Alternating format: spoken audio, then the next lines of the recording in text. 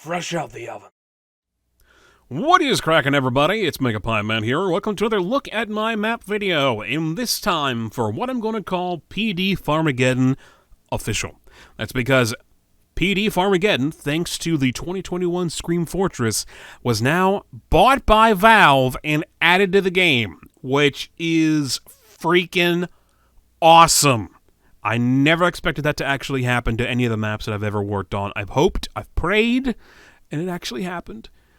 And a massive thanks to everybody who worked on this map. Blaholtzen, Square, SediSocks, Zeus, FGD5, Taines, / DatGmann. I don't remember which username they go by as of anymore.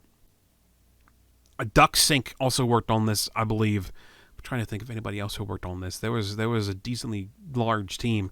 Everybody put in some fantastic work into this map with its visuals and getting everything to look nice, to play nice.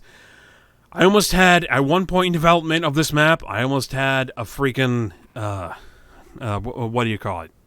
Almost had, I don't know, maybe a panic attack or something, because I was having issues trying to get the freaking layout that worked. But eventually I was able to get something that worked, something that people actually enjoyed, and the Valve liked it enough they added it to the game, which is, thank you, Valve. Thank you, Eric Smith. You are so kind.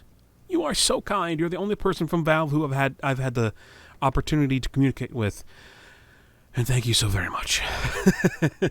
Anyway, let's talk about changes. So, what are the difference between the official version and the version that was before the official version? Well, there are a decent amount. For one thing, the pumpkin actually has an animation. Zeus worked on this animation. It looks pretty good, like it's breathing, like it's actually alive, and there is an animation now for when the game is over, a round on this is over. The pumpkin will actually swell up and then explode, and a bunch of little bits all over the place, which is so freaking cool looking. I cannot thank Zeus enough for figuring out how to do that. It looks flippin' awesome. So, yeah. That's great. There's also been optimization stuff done and some lighting changes and improvements to try to give the map some actual shadow depth and make the outside area more interesting than it previously was. I've also gone around to fix some pop-in issues that have been problematic, and I haven't once seen anybody report to me a problem where anybody's been able to get out of the map or put a sentry or teleporter somewhere that it's not supposed to be. So that is what I consider a win, considering that when maps tend to go live in TF2, all the problems that could happen do happen. I don't know why I said happen. All the problems that could happen do happen. It tends to be. The only problem we really had with this map was with the vehicle that was over here. Previously, coming out of the corn, I had a truck that was based off of the truck from the film Jeepers Creepers. FGD5 made this a couple years ago for In the Hill Synthetic event, and I decided to put it in this map, but I talked to Valve. We couldn't use it because it wasn't legally distinct enough. So due to copyright laws, we had to change it to something else.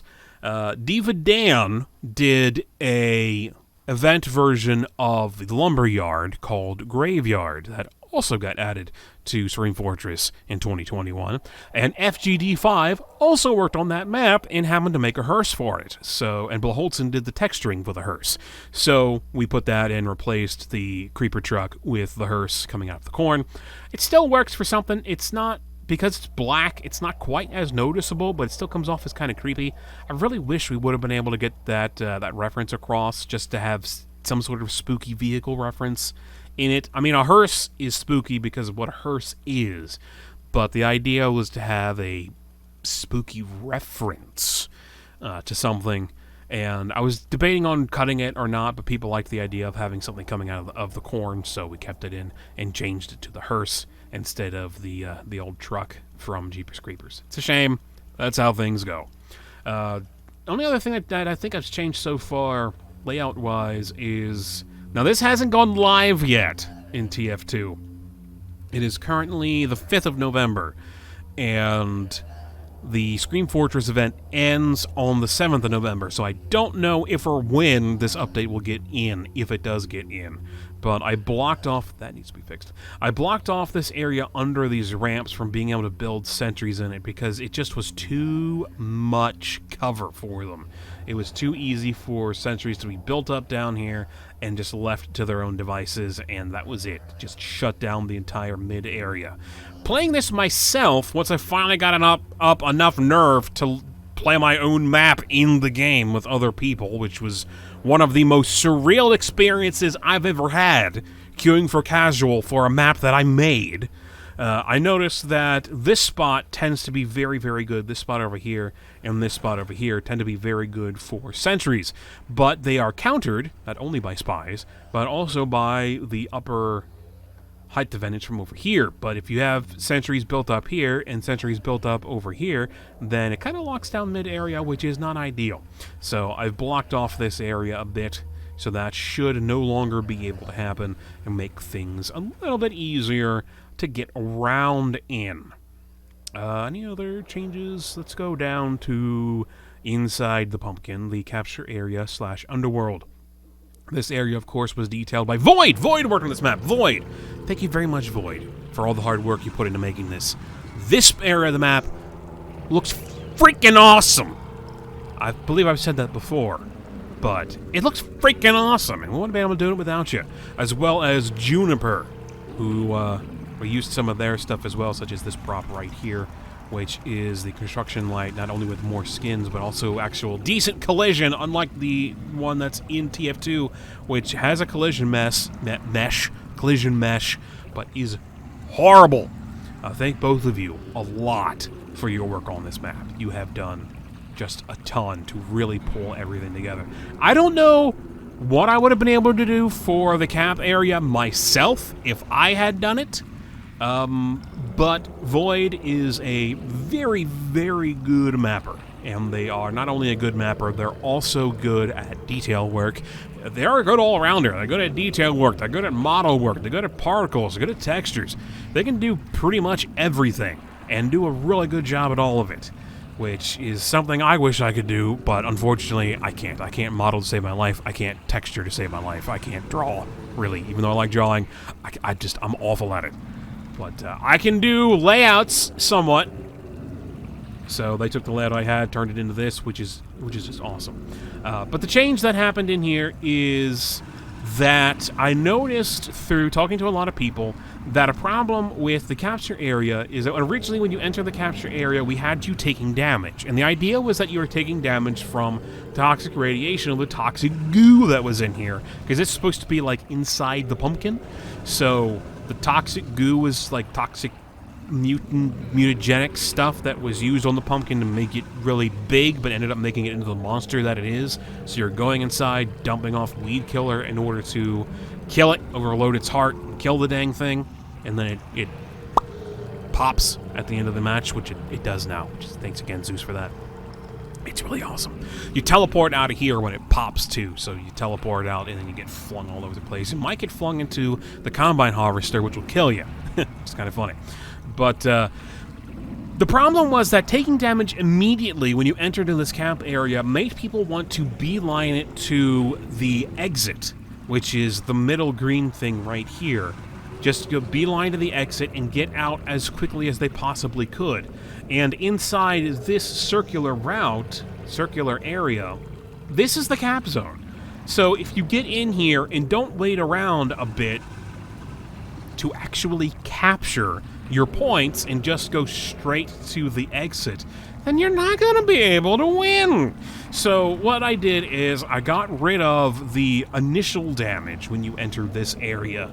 And when the countdown timer, or when the countdown timer reaches 0 and the point closes, you'll hear the farmer say, "The point's closing again." The point will close, or the pumpkin's closing. You can no longer get in here, but when that happens, the toxic goo / stomach acid / normal acid, whatever you want to call it, the big green stuff down here, it'll start to rise, doing a lot of damage to anybody who gets caught in it, but you'll also start to take general damage just by being in this area to try to push people out to the exit, so they can't stay in here at all. I haven't seen or heard of anybody being able to find any way to stay in here when they're not supposed to be, which is fantastic, because that's a problem a map like Cursed Cove tends to have, or some other maps where people can kind of just camp at the cap area and they aren't really pushed out of it as well as they need to be. With this, like, the whole area gets dunked in acid and there's damage happening, and hopefully not even with a medic you can stay in here, which is the entire idea, to make you have to leave so you can't camp it. And changing things around, I don't know if I'll revert the change, but so far it seems to be doing pretty well. People are getting the idea, getting to the point, delivering their stuff, and getting out instead of just running in and running out as quickly as they possibly can. I also added some more signage down here. Didn't I? Didn't I add more signage? I thought I added more signage. Maybe I didn't add more signage. Maybe I played around with the idea of adding more signage down here, but I decided not to. Anyway, yeah. So that's the reasonings behind the changes there, and that's pretty much it for the quote-unquote official version of Farmageddon, which is crazy to say. The other really cool thing about this map is that, oh, there's the Soul Gargoyle, nice, is that now that it is officially in the game, I did some custom voice work for this map. So did Blaholtzen. Blaholtzen did the voice of Maurice the Pumpkin Man, the brain in a pumpkin over here from the TF2 comics. I know Nolan North did some voice work for that. I decided not to use it. I wanted to have something more unique for this map because King of the Hill Laughter uses those lines, and I believe Payload Bloodwater uses those lines, so I wanted something more unique that was more us. Actually, I'm not sure if Bloodwater uses the lines or not. I know it's got the pumpkin on the cart, but in Laughter, they're used by the statues of the horseless, headless horseman animatronic statues. They're used for that. So I wanted something specific that was specifically, these are the lines coming from the pumpkin, and they're unique. I couldn't get myself to do two voices distinct enough from each other to be in the same map that I was happy with, because I do the announcer for this. I do the farmer. So, unfortunately, I wasn't able to really find a kind of voice that I could do that, so Blaholtzen decided that he'd do some lines, and he did a pretty good job, so we put him in.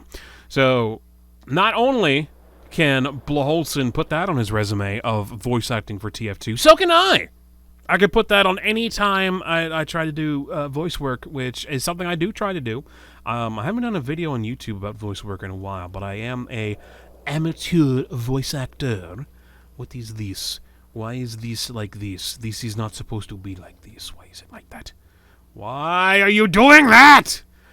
It's always got to be something. Is it doing that on the other side? It's not. Why is it only doing that on that side? Well, if you were playing this and you'd think it was on purpose, because it could just be the barn's broken like that.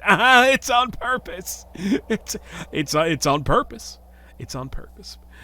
I also had some floating props here that I had to fix. So that was floating and this beam was floating, so those are now fixed. I don't know when that started. Nobody noticed it. Nobody told me. So hopefully nobody actually noticed. And also put some more references around, like Zeus, who worked on the map.